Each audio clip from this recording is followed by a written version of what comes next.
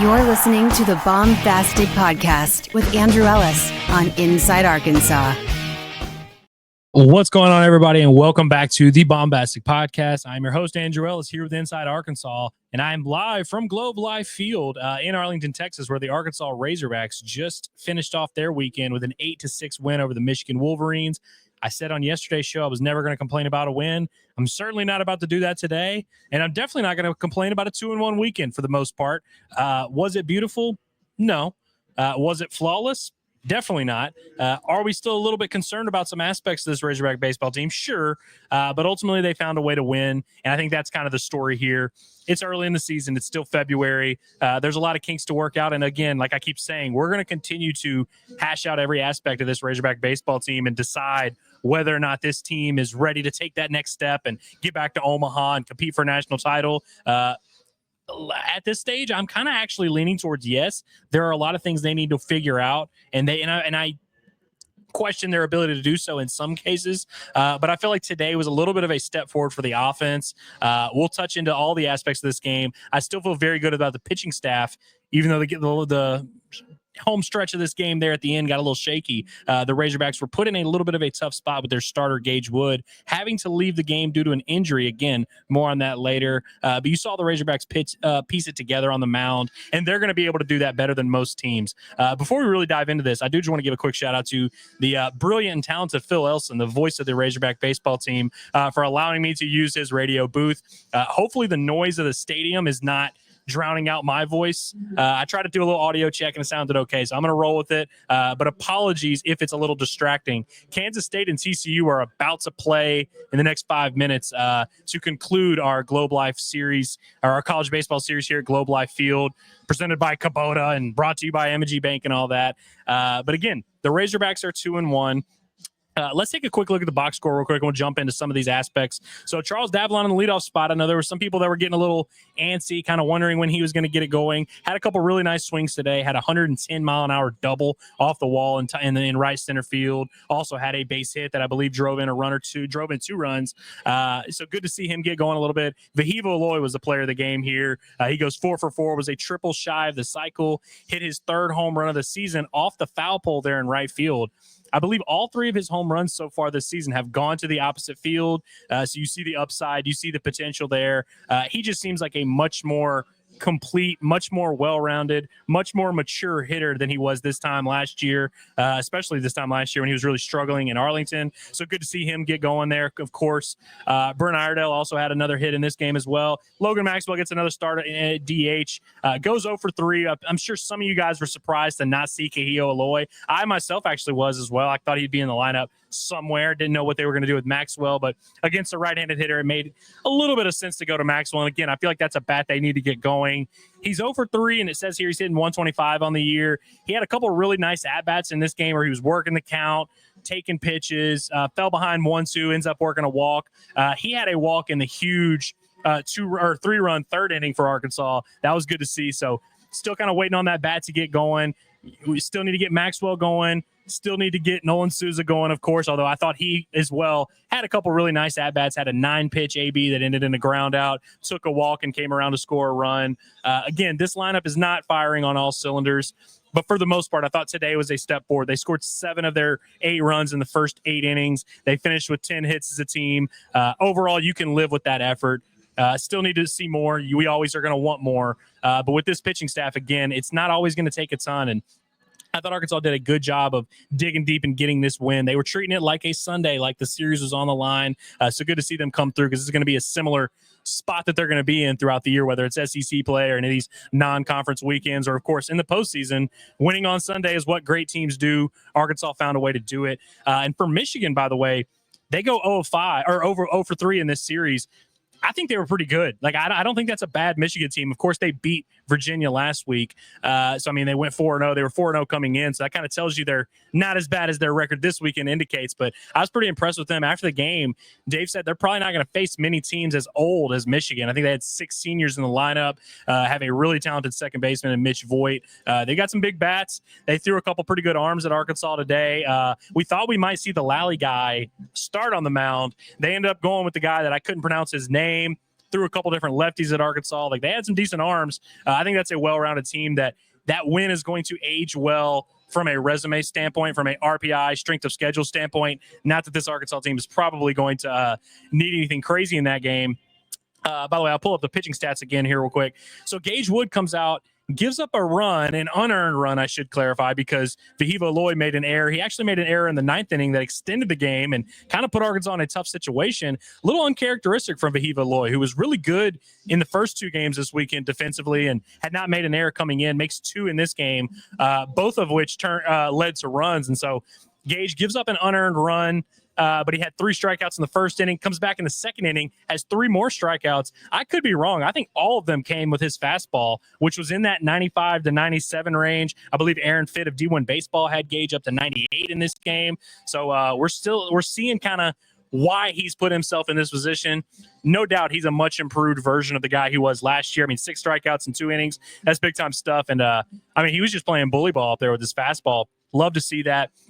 So he's coming out to pitch in the 3rd inning, and then he kind of motions to the dugout and kind of shakes his head, and that's never a good sign when a guy, everything's a non-contact injury in baseball, but when you're just warming up and you start to feel something, we all immediately, our brain goes to the same spot, worried about that elbow, worried about maybe a UCL, something like that.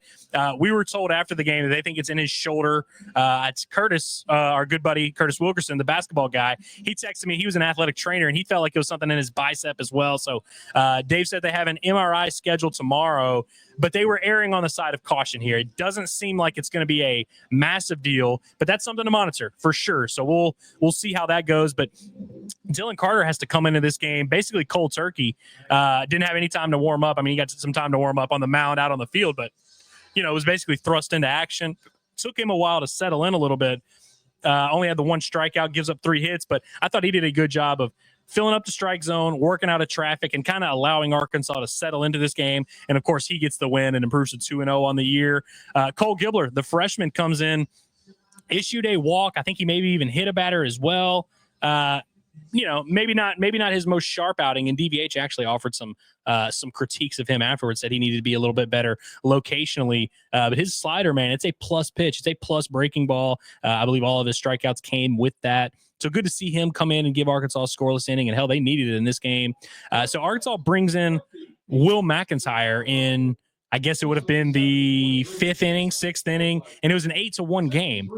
The move kind of surprised me because we had saw him pitch on Friday, and I just felt like Arkansas had so many arms available. I didn't feel like there was any need to bring back Will McIntyre for a second time this weekend. He ends up giving up 2 solo home runs, issued a walk, and then worked out of some traffic there. So not great stuff for McIntyre. I'm sure there were a lot of you that were, shaking your fist and yelling at the screen. Ultimately, I'm not too offended by it. I mean, it wasn't a super high leverage spot. Like I said, it was 8-1 when he entered the ball game. But we'll kind of reassess where his next outing is going to come and where he fits in the circle of trust. I felt like maybe the bright spot for Arkansas on the mound today was Colin Fisher, who, of course, we didn't get to see last weekend, coming off of a really promising freshman year where he was Arkansas's midweek starter, got shut down for the year and had to have surgery. We didn't get to see him throw all fall. Got to see a little bit of him in the spring scrimmages leading up to the season. Really good to see him make his debut, get back on the mound. I thought he was really solid. Had a couple punch outs. Had his breaking ball working, mixed speeds, just doing what Colin Fisher does. In fact, he issued an uncharacteristic walk, if you ask me. And then things got a little weird. Carson Wiggins, who, of course, got his first career save last weekend, was touching 100, was kind of one of the stars of the weekend, one of the guys that I classified as a winner of the weekend. He comes in, first pitch he throws, gets hit through the left side for a base hit. Guy just ambushes a fastball. Okay, you move on to the next one. Then he issues a 4-pitch walk. 2 of the pitches were just nowhere close. A couple of them actually got behind to the backstop. Zane Becker had come into the game to catch, who Zane Becker we kind of maybe thought might get a start in this game. He comes in to pinch hit for Ryder Helfrich and play defense. Had a couple get by him. Not really his fault. I think Wiggins didn't give him a chance. So you immediately have runner on third, nobody out. What's going to happen here? He ends up, I guess he issued a walk after he had the base hit, then ends up issuing a 4-pitch walk. And so you're kind of a little bit worried. First and third, no outs. He throws 2 more balls after a quick little mound visit from Becker. And that was it. DVH had seen enough. He ends up going to Parker Coyle to face two lefties.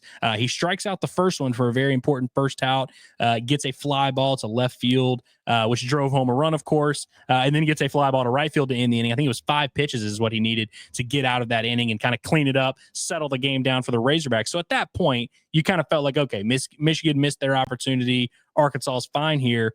Coyle comes back out for the 9th inning, and things went a little bit awry here. Let me make sure I pull up this play-by-play so I'm not misremembering it. Again, he probably should have been out of the inning if not for a Viva Aloy error. He gets a quick fly out to left. Then he gets a pop-up to first base. So it's like right off the bat, gets 2 quick outs. You're like, all right, things are great. Then he gives up a double right by the glove of Cam Kojal at first base to Miller. And then the Viva Aloy error happens. So you have, I guess, first and third now at this point. And then things get a little dicey. You have the tying run on deck. You get a base hit from Hamcheck to center field. That drives in 2 runs because Arkansas allowed the guy to move up. Fielder's indifference there. So now it's 8-6.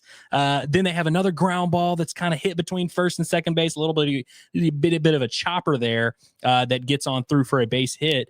And you're starting to really worry at this point. Where you're like, oh crap, man, it's kind of unraveling for Arkansas. Things are playing a little sloppy. Both teams committed 2 errors in this game. Coyle's kind of running on fumes. He threw on Friday. At this point, you had Tate McGuire come into the game for his second outing of the weekend. Tate McGuire, who came into a 2-0 game on Friday, ended up getting the loss in that game, I believe. But we saw him throw in a high leverage situation for Arkansas. Threw okay, but ended up giving up a run that wound up being the game-winning run. He comes in with 2 outs, runners on, I guess, first and third at this point. Go-ahead run at the plate. He comes through and gets a quick ground ball out to second base. That ends the game, gives Tate McGuire a save, but it definitely got dicey there for a little bit. I asked DVH after the game. So Arkansas beat Michigan on Sunday last year in this same situation, and I believe it was a 4-3 game. And it was kind of a similar story where Arkansas gets ahead early, Michigan throws the ball around the yard. You end up getting a lead, and then in the 9th inning, it got really hairy. Arkansas had to go to Will McIntyre to kind of get them out of a jam or two, and Arkansas wins, but it's kind of by the skin of their teeth, and you're not feeling great about it. But it does seem like the morale seems a little bit better after this game. They swung the bats pretty well today. It finished with 10 hits, so I think that was definitely encouraging. And ultimately, like I said, Gage Wood coming out of this game after 2 innings was not on their radar. This was especially with the way he was throwing. Didn't have anybody up and loose. So most teams in that situation would really struggle to piece it together. Arkansas found a way to do it. I was a little bit surprised by how they did it. I was surprised that they brought back 3 arms that they used on Friday because you had Wiggins, who was fully healthy. Obviously, he didn't necessarily have his best stuff, so it made sense to pull him out. But you had Ben Bybee sitting there. You had Aiden Jimenez sitting there. A few other veteran arms that you maybe could have gone to. A few other freshman arms that you might have been able to get into the game. So I thought that was a little bit interesting. Again, so we'll have some interesting discussions when it comes to our circle of trust and kind of where things stand. And we'll see who Arkansas ends up throwing on Tuesday. I assume Bybee and Jimenez are both going to kind of be in that mix. But again, I'm not going to complain about wins. That's not what we do here on this program. I thought it was good for Arkansas to dig deep there. As sloppy as it was and as tense as it got there at the end, good to see Arkansas piece it together and make the plays they needed to win the game. I asked, Dave after the game said it basically what he saw out there was a team that played a late game last night and then had to turn around and play early today. And so this was kind of an easy spot to slip up, especially against a Michigan team that was 0-2 in this game and probably had a little bit of desperation. Like I mentioned, have a ton of seniors on their roster, a ton of guys who want to win. They were a little bit dangerous in this situation. And so, again, not beautiful at all. I'm not sitting here trying to tell you this was an awesome performance from the Razorbacks and one you should be super encouraged by. But anytime you go 2-1, you should feel good. And anytime you're able to win back-to-back games, which Arkansas did after the way that things went Friday night and kind of the panic that induced there for me and several others, it was good to see Arkansas bounce back. They're going to have to get these bats going a little bit more, and they'll have some questions to answer in that bullpen in terms of what roles go, who goes where and what roles. And we'll see if we get an update on Gage Wood's health in the next few days. Maybe you have Landon Beidle. She's moving back to the starting rotation. I don't know, but I'm definitely looking forward to seeing how this Razorback team figures it out. They've got all the talent in the world, especially on the pitching staff. So I'm definitely, if you're going to have an issue or you're going to have an injury pop up, you would almost rather it be with the pitching staff. So no reason to panic just yet. Again, it's not always going to be easy. Your starter gives you 5-6 innings. You go to your closer. Like last night, Arkansas was able to kind of stay on schedule and get the win that way, and shut down a really good TCU lineup. Today, Arkansas, their schedule was thrown off kilter, and in past years, I don't know if Arkansas would have been able to make this work. I don't know if they had enough arms that they truly trusted, but I think this is a big time moment for guys like Tate McGuire, guys like Parker Coyle, who are going to have to step up in these spots down the stretch. I thought it was good to see them get some experience. I don't necessarily love them being used twice a weekend, and I definitely don't love Will McIntyre being used twice a weekend because I think that's what kind of got Arkansas in trouble last year. But we'll see. Tuesday is going to be an opportunity. Arkansas plays Grambling at home, their first midweek game of the year. By the way, we're going to be live streaming that one. We're going to be doing a live watch along here on the Baumbastic Podcast, so tune in for that one. But I think that's going to be an interesting opportunity for Arkansas to get some of these other arms, like a Bybee, like a Jimenez, like a Tag Andrews, like a Ross Felder in the game. Maybe see what these guys can do. Maybe they work their way up into that circle of trust. So it's going to be interesting to see how it all plays out. But all in all, again, we'll have more big picture takeaways and recaps about where this team stands moving forward. The Arkansas Razorbacks are, I guess, now 6-1.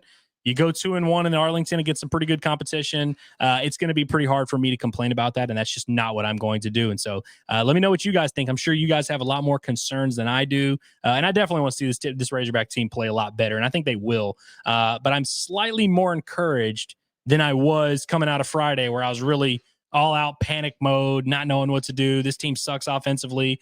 So it's good to see them bounce back. I think that showed some nice maturity and showed some competitive drive from this team to see them bounce back the way they did. And that was kind of the message that Vahiva Aloy echoed to us in the media after the game.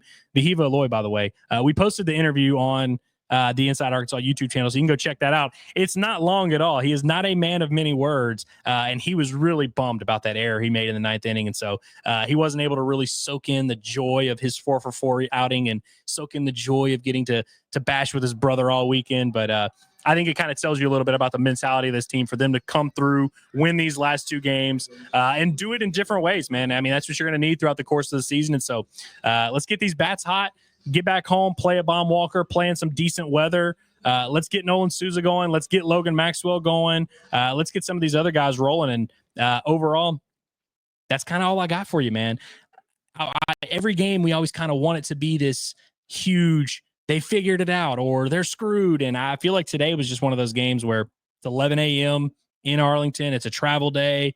We're all exhausted. We're all ready to get out of town. It was like a 4-hour game, dude. I was about to fall asleep at one point during it. It's hard to look good in these settings, and Arkansas, I wouldn't say necessarily looked great, but they found a way to win.